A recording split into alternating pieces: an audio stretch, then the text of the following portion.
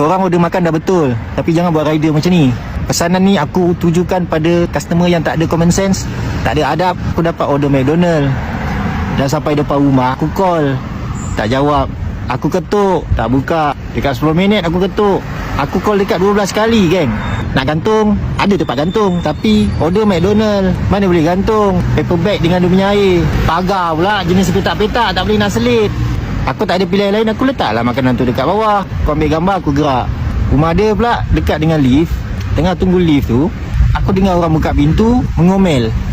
Pukimak punya rider, babi punya rider letak makanan aku kat bawah. Aku jenguk lah balik. Aku pergilah kat dia, aku cakap lah, "Ya cik, kenapa? Saya yang letak makanan tu kat bawah." Lepas tu dia cakap apa? "Kau tak boleh fikir ke ni makanan kot? Kenapa kau letak dekat bawah?" Lepas tu aku cakap lah, "Habis tu Acik nak suruh saya letak dekat mana? Atas kepala saya? Berapa kali saya call Acik?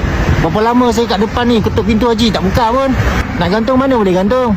Lain kali letaklah shopping bag ke apa ke. Bolehlah saya selit dalam shopping bag tu." Lepas tu dia tak boleh terima kan. Dia cakap, "Kau nak buat kerja elok-elok lah." Aku dah tunggu dekat 10 minit tau kat depan tu. Dah ketuk, dah call dah. Koyak aku geng. So pesanan aku lah dekat customer-customer yang order makanan kan, kau order makan dah betul, tapi minta tolong sangat lah, alert. Rider tu dah pergi ambil ke, rider tu on the way ke, rider tu nak sampai ke. Aku tahu banyak lagi kes-kes macam ni yang rider-rider kena.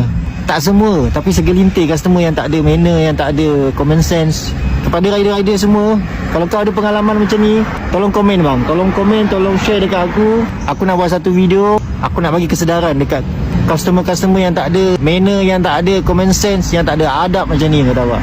Koyak aku geng. Balik lah. Tak ada mood aku nak kerja.